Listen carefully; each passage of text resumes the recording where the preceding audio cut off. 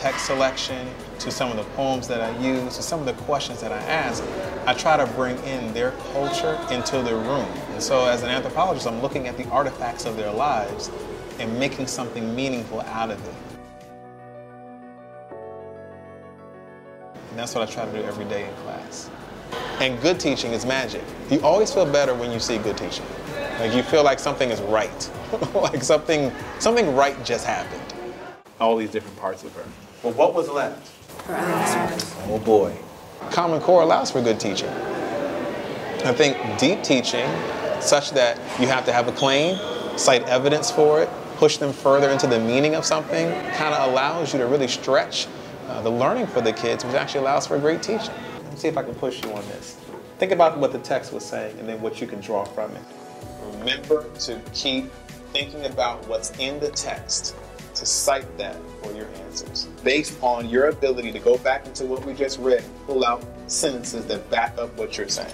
In all your different situations, you can probably see images. So that's what we're going to focus on today. We're going to be looking at these words, these images that we have looked at through several texts, and how do they create meaning for you? When you were told that your grandfather, right, had passed, you can probably feel and see that moment and how you felt. Great teaching is engagement first. So it's eye engagement, it's eye to text engagement if you're an English teacher, but it's also together engagement. They're talking to one another, they're turning things around in their head, and the teacher is pushing them further, pushing them back to the source, pushing them back to the idea or the principle.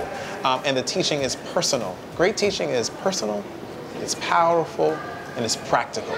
Challenging a student is about knowing where they are and then taking the standards, the Common Core standards, and trying to meet them there and then go forward. So I see challenging students as a trajectory. So I challenge students where they are. I find out what their reading level is, and I put text on their level and ask them questions at that level. Well, once they reach that, then I go to another level.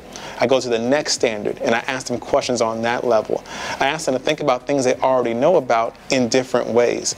So a lot of challenge is about taking them where they are and just moving them forward as they show you signs. So I see challenge as trajectory, and I see rigor as the practice of continually moving along that trajectory to know the capacity within students to learn deep, complex things. I believe that when we have standards that are rigorous, like the Common Core, it empowers us, not constricts us, not holds us in, but it empowers us to do the teaching that's deep and the teaching that is meaningful. It's important that we embrace the standards, but that we also understand the value of embracing our children and their experiences.